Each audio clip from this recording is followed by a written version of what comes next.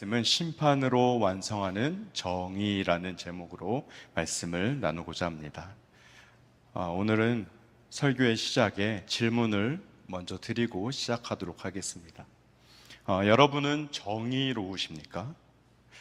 여러분은 정의라는 것을 어떻게 설명할 수 있으시겠습니까? 우리가 일반적으로 정의롭다라고 말하면 공평, 사랑, 진실, 정직, 용기, 희생 이런 것들이 수반되어서 긍정적인 결과를 가져오면 정의다, 정의롭다라고 표현합니다. 그런데 이 정의를 사전적 의미로 살펴보니까 이렇게 말합니다. 바르고 옳은 도리. 그래서 갑자기 쓰러진 사람을 구하는 시민들을 정의롭다라고 표현하기도 하고 또 경찰을 빗대어 정의롭다라고 표현합니다. 그런데 바르고 옳은 도리라고 하니까 여기저기서 바르고 옳은 도리라고 외치죠. 수많은 이유를 들면서 내가 바르고 옳은 도리이다, 우리가 바르고 옳은 도리이다 라고 목소리를 여기저기서 높입니다. 하버드대학교 정치철학 교수인 마이클 샌델이라는 유명한 교수이자 저자가 있습니다. 이 사람이 쓴 대표작으로는 돈으로 살 수 없는 것들이라는 책이 있습니다. 그런데 이분이 한 가지 책을 더 썼는데 저스티스, 정의란 무엇인가 라는 책이 있습니다. 제가 이 책을 처음 접했을 때 어떤 고민을 하고 있던 상태였냐면 세상도 정의를 외치고 교회도 정의를 외치는데 정의라는 것을 어떻게 정의할 수 있을까? 세상이 말하는 정의와 성경이 말하는 정의, 그리고 그 성경을 바탕으로 교회가 외치는 정의의 차이는 도대체 무엇일까? 이런 고민들을 가지고 있을 때였습니다. 그런데 이 책에서 말하는 정의를 한번 결론 내보자면 마이클 샌델은 가치를 얘기하고 있습니다. 가치. 공동체적 가치가 기반된 정의 실현. 마이클 샌델이 말하는 것은 규칙도 중요하지만 규칙보다 더 높은 위치에서의 개념으로 가치. 어떤 가치를 가지고 있는가? 실생활에서 수많은 사례들에서 그것들이 말하고 있는 그 가치, 그것에서 찾을 수 있는 가치가 무엇이냐, 이것을 집중해서 말하고 있었습니다. 공동체가 지향하는 가치관을 정의의 핵심으로 말하고 있었죠. 그러면 이것을 우리에게 좀 적용해 보면 공동체라고 했으니까 우리 팔복교회 공동체가 지향하는 가치관이라면 여러분 그것이 곧 정의가 될 수 있겠습니까? 다시 한번 질문 드릴까요? 팔복 공동체가 함께 지향하는 가치라면 그것이 곧 정의가 될 수 있겠습니까? 이렇게 질문하면 아마 맞다고 답하실 분들이 많지 않으실 겁니다. 공동체가 맞기는 한데 이 공동체가 지향한다고 해서 그게 답은 아닐 거라는 생각이 우리 마음에 있기 때문이죠. 그런데 이렇게 생각한다는 것은 우리 안에, 우리의 마음에 어떤 답이 이미 들어있기 때문입니다. 한번 추측해 볼까요?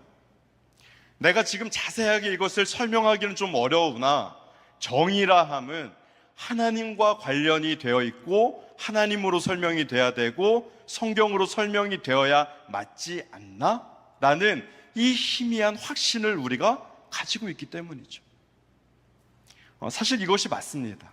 우리는 삶의 모든 모양이 결국 하나님으로, 예수 그리스도로, 성경으로 재해석되어야 하는 것이 맞습니다. 그런데 어렴풋한 개념만 알아서는 우리가 이것을 금세 잊어버리기 일쑤이죠. 오늘 본문을 통해서 우리는 하나님의 정의를 좀 배우고자 합니다. 특별히 심판에 대해 하나님이 보여주시는 정의를 보며 그 심판으로 보여주시는 정의에 나는 어떻게 반응할 것인가로 은혜를 나누고자 합니다. 오늘 본문은 앞서 살펴본 바와 같이 해가 멈추는 기적과 같은 일을 여호수아와 그 군대가 경험하고 이로 인해 아모리 사람들과의 전투에서 승리를 이뤄내는 과정을 다루고 있습니다. 싸움이 맹렬하지만 아모리 사람들의 5 왕에게 불리한 전투로 이어지자 왕들은 자신들의 목숨을 구하고자 막게다 굴에 숨어버리죠. 그들은 그곳이 자신들의 생명을 지켜낼 수 있는 장소라고 생각했습니다. 저들의 시선에서는 그 굴이 안식처, 요새였지만 하나님의 시선으로 보면 그곳은, 그 동굴은 밖으로 드러난 곳과 별반 다르지 않았습니다. 저들에게는 살아낼 국리를 할 수 있는 시간과 장소가 주어진 것 같았지만 하나님의 입장에선 아무것도 바뀐 게 없었습니다. 하나님의 심판이 저들에게 임하는 것에 대해 달라진 것이 없었죠. 여러분, 이 장면에서 중요한 것이 무엇일까요? 아직 하나님의 때, 심판의 때가 이르지 않은 것뿐이었습니다. 아주 어린 아이들과 숨바꼭질을 하다 보면 보통 어린 아이들이 숨바꼭질할 때 어디에 어떻게 숨던가요? 어른처럼 은폐엄폐해서 잘 숨어가지고 아주 안 보이게 그렇게 숨던가요? 아니면 자기는 잘 숨었다고 생각하는데 우리가 이렇게 보면은 다 티나는 곳에 그렇게 숨었나요? 전자인가요? 후자인가요? 아무래도 후자인 경우가 많이 있습니다. 자기 눈만 가리면, 자기 눈에만 안 보이면 다른 사람 눈에도 안 보일 거라는 생각 때문이죠. 어쩌면 우리는 하나님 앞에서 이런 태도로 하나님의 심판을 대하고 있는지 모르겠습니다. 나의 죄와 허물을 가지고도 이와 비슷한 태도로 하나님의 심판을 업신여기고 있진 않은지 살펴봐야 하는 것이죠. 아이들이 숨었을 때 어른들이 이렇게 말합니다. 어딨지? 어딨지? 어디 숨었지?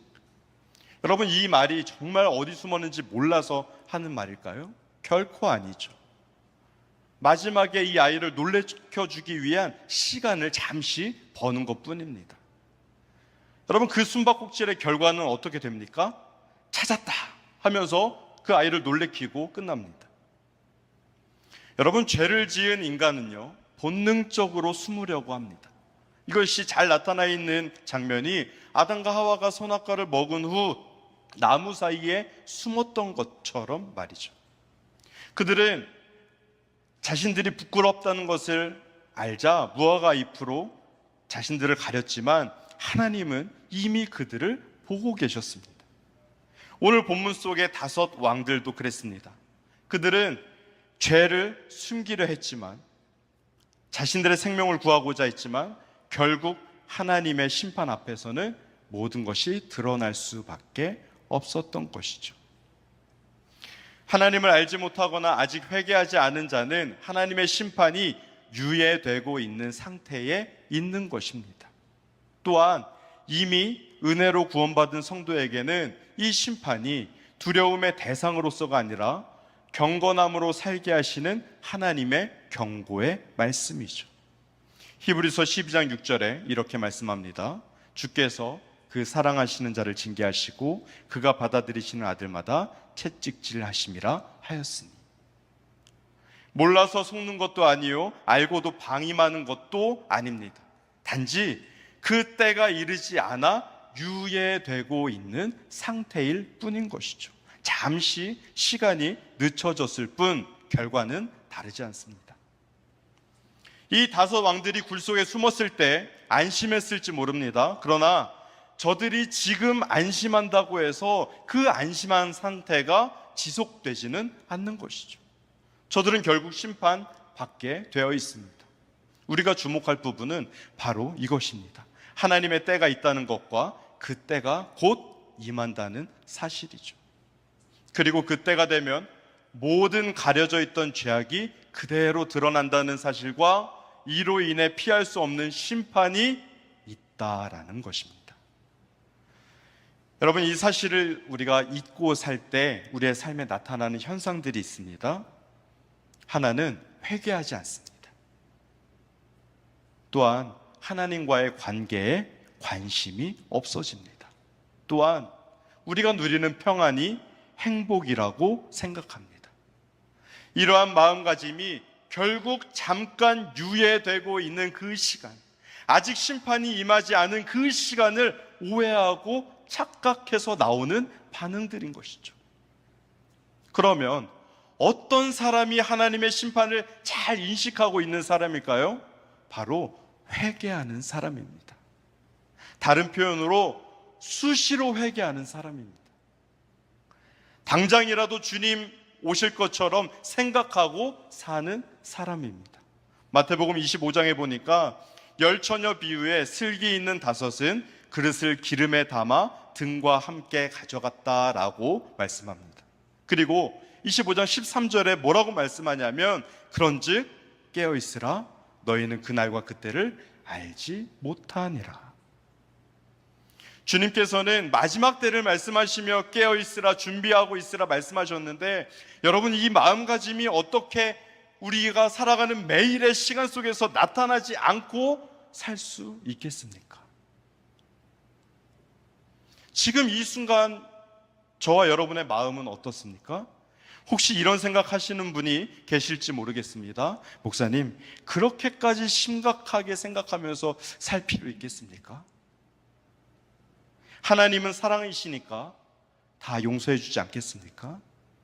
저는 그래도 남들보다 훨씬 착하게 살고 있는데 괜찮지 않겠습니까? 저는 남들이 보기에 그렇게 큰 죄를 짓고 사는 것도 아닌데 이 정도면 뭐 특별히 문제될 거 없지 않습니까? 여러분, 이것이 동굴 속에 숨어있던 다섯 왕들이 그곳에 있으면서 가졌던 마음입니다. 괜찮을 거야. 이 전쟁 이제 금방 끝날 거야. 피해갈 수 있을 거야. 별일 없을 거야. 우리는 살아날 수 있을 거야. 여러분, 이 안일함이 얼마나 위험한지 아십니까? 하나님의 심판이 유예되고 있다는 것과 취소되었다는 것은 전혀 다른 것을 이야기합니다. 하나님을 알지 못하는 이들이 지금 아무 일 없이 지나가는 삶을 보면서 심판이 어딨냐, 심판이라는 건 없다라고 착각하기도 하죠. 그런데 우리는 알고 있습니다. 저와 여러분은 알고 있죠. 하나님의 오래 참으심은 심판의 유예가 아니라 우리에게 회개할 기회를 주시는 자비와 사랑이라는 사실을 저와 여러분은 알고 있습니다. 여러분의 마음 깊숙한 곳에 있는 그 교만, 그 미움, 그 탐욕, 그 거짓됨을 하나님이 정말 모르고 계신다고 생각하십니까? 사람들 앞에서는 성도답게 살면서 여러분 혼자 있을 때는 어떻습니까? 가족들이 없을 때 여러분의 진짜 모습은 어떻습니까? 아무도 보지 않을 때 여러분이 보는 것, 생각하는 것, 욕심내는 것들을 정말 하나님이 모르고 계신다고 생각하십니까? 여러분, 만일 우리가 은혜를 받았다고 하면서도 여전히 죄에 대한 경각심 없이 살아간다면 그것이야말로 복음을 오해하고 있는 것입니다. 참된 구원은 회개하지 않는 자유로운 삶이 아니라 날마다 죄를 미워하고 하나님 앞에 나아가는 삶임을 믿으시기 바랍니다. 그런데 더 기가 막힌 사실은 그 유예를 하나님이 나를 보호하신다고 착각하는 경우입니다. 다섯 왕들이 동굴로 피신한 이유는 그곳이 현재 가장 안전한 곳이라고 여겼기 때문이죠. 현재 나를 가장 잘 보호해 줄 수 있는 공간이라고 판단했기 때문이죠. 야, 이제 됐다. 숨 좀 고르자. 바깥에 전쟁이 좀 잠잠해지면 그때 도망가자. 와, 죽을 뻔했네. 다행이다. 라고 아무리 스스로 위로해봤자 그들의 결과는 바뀌지 않습니다. 동굴 속에 있을 땐 이 동굴이 나를 완벽하게 보호해낼 것이라고 생각하지만 이것은 그들의 좁은 시야일 뿐이었죠. 우리는 때때로 하나님의 심판이 당장 이루어지지 않으면 그것이 하나님이 우리를 보호하신다는 뜻이라고 착각하기 쉽습니다. 그러나 하나님의 보호와 심판의 유예는 전혀 다르다는 것을 기억해야 합니다. 하나님은 연약함과 위협 가운데 있는 자들을 크신 은혜로 보호하십니다. 하지만 죄를 짓고도 아무 일 없이 지나가는 상황은 회개할 기회를 주시는 유예의 시간일 뿐입니다. 하나님의 심판이 잠시 미뤄졌을 뿐 취소된 것은 결코 아니라는 것이죠. 그러므로 지금이야말로 회개의 때이며 주님의 오래 참으심은 멸망이 아니라 우리를 구원에 이르게 하려는 은혜라는 것을 잊지 마시기 바랍니다. 중요한 것은 우리를 회개의 자리로 부르고 계시다는 사실입니다. 반드시 기억할 것이 하나님의 오래 참으심으로 인한 은혜라는 것이죠. 모른 척하지 마시고 외면하지 마시고 그 회개의 자리로 담대히 나아오는 저와 여러분 되시기를 바랍니다. 5 왕들이 동굴에 숨고 여호수아에게 누군가 기별합니다. 굴 입구를 큰 돌로 막고 지키게 합니다. 이제 나머지 적군을 치고 완전한 승리를 명령합니다. 승리로 전쟁을 끝내고 막게다 진영으로 돌아온 후 오늘 본문 22절 이하에 보니까 이렇게 말합니다. 굴 입구를 열어서 5 왕들을 끌어내라 라고 명령하죠. 왕들을 끌어내어 장수들에게 그들의 목을 밟으라 합니다. 그리고 25절에 이렇게 명령합니다. 두려워하지 말며 놀라지 말고 강하고 담대하라. 너희가 맞서서 싸우는 모든 대적에게 여호와께서 다 이와 같이 하시리라 하고. 여러분, 이 장면이 우리에게 말씀하는 것은 무엇일까요? 단순히 적들을 잡아서 처리했다?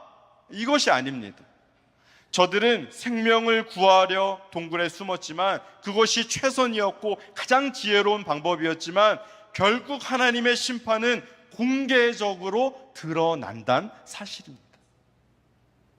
온갖 방법을 다 동원하여도 하나님의 심판 앞에서는 결국 무기력한 것이죠. 여러분, 오늘 밤에 8월 20일 오늘 밤에 만약에 주님이 재림하신다면 여러분 무엇을 하실 수 있겠습니까? 저는 뭘 할 수 있을까요? 저와 여러분 모두 아무것도 할 수 있는 것이 없습니다. 여러분, 이 5 왕들이 할 수 있던 게 있었을까요? 아무것도 없었습니다. 그들은 끌려 나오고 발에 짓밟힐 뿐 의지로 할 수 있는 게 아무것도 없었습니다. 하나님의 심판은 공개적으로 모두의 눈앞에서 이루어졌습니다. 모두의 앞에서 심판함으로써 하나님의 정의가 드러나는 장면이죠. 여러분, 이 장면이 우리에게 어떻게 적용될 수 있을까요? 하나님께서는 그분의 심판으로서 정의를 드러내시는데 5 왕들이 당한 수치와 똑같은 모양은 아닐지라도 우리로 하여금 죄를 직면하게 하셔서 부끄러움과 수치를 보게 하신다는 사실입니다. 야고보서 1장 23절 이하를 보면 말씀을 듣고 행하지 아니하면 거울로 자기 얼굴을 보는 사람 같다고 말씀합니다. 단지 죄를 보여주는 것으로 끝나지 않고 성령께서는 우리에게 말씀을 통하여서 죄의 본질을 깨닫게 하시고 그리스도께로 우리를 인도하신다는 사실이죠. 우리의 이성과 양심을 넘어서서 성령께서 우리로 하여금 죄에 대해 그 비참함을 깨닫게 하시고 하나님 앞에서 내가 얼마나 무능하며 타락한 존재인지를 깨닫게 하십니다. 제가 유학을 딱 1번밖에 안 갔다 왔거든요. 중국으로 잠시 공부하러 갔다 온 그 딱 1번의 유학이 있어서 간증이라고는 그거밖에 없습니다. 제가 중국의 천진이라는 지역에 있었는데 그 천진에 제가 이제 중국에 좀 어느 정도 적응도 되고 시간이 꽤 흘렀을 때 유학생 수련회가 있었습니다. 코스타라고 여러분 들어보셨나요? 유학생 수련회인데요. 그 천진이라는 지역에 코스타가 있었습니다. 그런데 사실 그 당시에 그 수련회가 있던 그때쯤에 저는 그 수련회에 별로 가고 싶지가 않았습니다. 왜 그랬나 지금 생각해보면 그냥 그랬습니다. 마음이 그냥 그랬습니다. 가고 싶지 않았고요. 소식을 듣긴 했는데 별로 참여하고 싶지 않았습니다. 그런데 의도치 않게 저의 의도와는 전혀 상관없이 누군가로 인해 그 수련회에 접수하게 됐고 그 돈이 비쌌기 때문에 이 수련회에 참여하게 되었습니다. 그런데 이 수련회가 진행되고 집회하고 말씀 듣고 기도하는 중에 하나님께서 저로 하여금 철저하게 엎드러지게 하셨습니다. 성령 하나님께서 나의 죄악과 허물을 제 눈앞에 그대로 보여주셨습니다. 저는 그때 한 가지 깨달았는데, 하나님이 이것을 보여주시고자 저를 이 수련회로 부르셨구나 라는 것을 알게 됐습니다. 신학적인 표현이긴 한데 그 죄의 비참함, 이 마음을 비추심으로 저에게 보여주셨습니다. 여러분, 하나님이 죄를 드러내시는 이유는 무엇일까요? 다른 사람들 앞에서 창피당하라고 죄를 보여주시는 걸까요? 그렇지 않습니다. 나 자신이 내 죄를 정확히 보게 하려는 것이죠.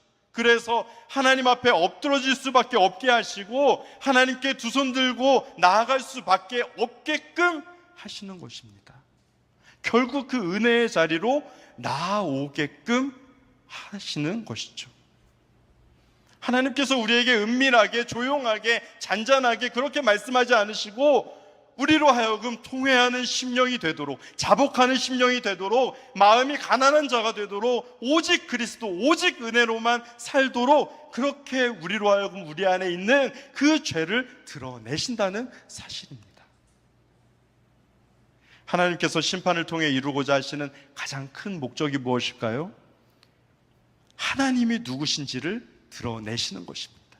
다시 말해, 하나님의 정의는 하나님이 하나님 되심을 보여주시는 것입니다. 하나님은 우리 안에 있는 죄를 드러내시고 우리가 얼마나 연약하고 부족한지를 알게 하십니다. 왜 그렇게 하실까요? 우리 스스로는 무엇을 할 수도 없고 구원받을 수도 없는 존재임을 깨닫게 하시고 오직 하나님만 바라보게 하시기 위함입니다. 다른 것이 아니라 하나님만이 우리의 유일한 소망이심을 알게 하시는 것, 그것이 바로 하나님의 정의임을 믿으시기 바랍니다. 우리가 죄를 깨달을 때는 부끄럽고 또 아프기도 합니다. 하지만 그 자리는 끝나는 자리, 마지막의 자리가 아니라 하나님의 은혜가 다시 시작되는 자리입니다. 하나님은 그 자리에서 우리를 정죄만 하시는 것이 아니라 바로 예수 그리스도를 바라보게 하시죠. 예수님이 십자가에서 우리 죄를 대신 짊어지시고 죽으셨다는 사실을 믿게 하십니다. 그래서 우리는 십자가를 볼 때마다 꼭 기억해야 합니다. 하나님은 거룩하시고 공의로우신 분이지만 동시에 우리를 사랑하셔서 그 아들 예수 그리스도를 통해 우리를 자녀 삼아 주셨다는 사실이죠. 결국 하나님의 정의는 우리를 심판하시고 끝내기 위한 것이 아니라 우리를 돌이키시고 회복시키시기 위한 은혜의 길인 것입니다. 하나님은 정의를 통해 우리를 진리로 이끄시고 십자가를 통해 우리에게 구원의 길을 열어주십니다. 마지막으로 살펴볼 것은 하나님은 우리를 끝까지 인도하시며 완성의 자리까지 이끄신다는 사실입니다. 오늘 본문 28절을 보면 여호수아가 여리고를 정복했던 것과 똑같은 방식으로 막게다를 완전히 정복했습니다. 이 막게다의 함락은 단순한 보복이 아닙니다. 하나님의 약속하신 땅을 정복해 가는 과정입니다. 그런데 여러분, 만약에 하나님이 심판으로만 끝내신다면 우리가 하나님의 사랑을 어떻게 경험할 수 있겠습니까? 심판으로서 하나님의 위대하심을 느끼는데, 하나님의 영광을 보는데 그것으로 끝난다면 사랑의 하나님을 어떻게 경험할 수 있겠습니까? 하나님께서는 심판으로 죄를 멸하시어 그분의 정의를 나타내셨죠. 그런데 오늘 이 정복은 가나안 정복의 일부에 해당한다는 것을 우리가 기억해야 합니다. 오늘의 전쟁으로 맞춰지는 것이 아니라 앞으로 남은 수많은 전쟁을 계속해서 이끌어 가시겠다는 약속으로서 승리를 또한 허락해 주신 것이죠. 그래서 25절에 여호수아가 명령한 대로 두려워하지 말며 놀라지 말고 강하고 담대하라. 너희가 맞서서 싸우는 모든 대적에게 여호와께서 다 이와 같이 하시리라 하고, 이 말씀이 들려졌던 것입니다. 죄를 대면하고 참회하고 애통하며 엎드러져 있는 나를 향하여서 사랑으로 말씀하십니다. 이제 일어나 나와 함께 가자. 힘을 내어라, 용기를 내어라. 나와 함께 가자. 앞으로 더 해야 할 일이 많으니 나와 함께 가보자 말씀하시는 것이죠. 여러분, 하나님은 우리를 포기하지 않으십니다. 우리에게 아무리 무거운 짐과 우리가 무서운 죄를 가지고 있다 할지라도 그것을 해결하고 함께 가자고 말씀하시는 분이십니다. 영광의 자리, 의로운 자로 부르신 그 자리, 하나님의 자녀로서의 그 자리로 함께 가자 말씀하십니다. 신학적인 개념 중에 하나인데요, 구원의 서정이라고 들어보셨죠? 그런데 그 구원의 서정의 마지막이 무엇일까요? 영화입니다. 영화. 하나님의 자녀로 완전해질 그때까지 하나님은 우리를 인도하시는 줄 믿으시기 바랍니다. 이 은혜와 사랑을 입은 자들이 저와 여러분이고, 이것을 기억하고 감사하며 영광 돌려야 하는 것이 우리의 모습입니다. 말씀을 맺습니다. 사랑하는 여러분, 오늘 우리가 함께 본 하나님의 정의는 어떤 의미입니까? 하나님의 심판은 우리를 파멸시키려는 것이 아닙니다. 우리를 진정한 자유로 이끌어 가시는 것입니다. 5 왕들이 동굴에 숨어 있을 때는 그들 스스로 자유롭다고 생각했겠지만 실제로는 더 큰 두려움 속에 갇혀 있었습니다. 우리도 마찬가지입니다. 죄를 숨기고 하나님의 심판을 피해 다닐 때 우리는 자유롭다고 착각합니다. 하지만 그것은 진정한 자유가 아니죠. 오히려 더 깊은 불안과 두려움 속에 사는 것입니다. 그러나 하나님은 우리를 어둠에서 빛으로 이끌어내십니다. 25절의 말씀처럼 두려워하지 말며 놀라지 말고 강하고 담대하라 말씀하십니다. 여러분, 이것이 바로 복음입니다. 예수님께서 십자가에서 우리의 모든 죄를 담당하셨기 때문에 이제 더 이상 우리는 죄 때문에 숨을 필요가 없습니다. 당당히 하나님 앞에 나아갈 수 있습니다. 여러분, 결단하는 우리 모두가 되시기를 바랍니다. 더 이상 하나님 앞에서 숨지 마시고 지금까지 감춰왔던 그 죄, 그 상처, 그 문제들을 솔직하게 하나님 앞에 내려놓으시기를 바랍니다. 하나님은 이미 다 알고 계십니다. 그리고 용서하기를 기다리고 계십니다. 예수 그리스도의 십자가는 단지 우리의 과거만 덮는 그 은혜일 뿐 아니라 오늘을 새롭게 하고 또 내일을 이끄는 능력이 되는 것입니다.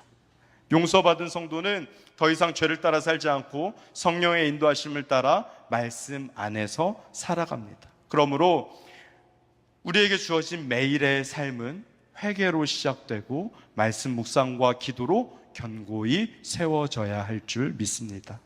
우리가 주일 뿐만이 아니라 매일 주의 뜻을 분별하고 순종하는 이 훈련이 계속 이어져야 하는 것이죠.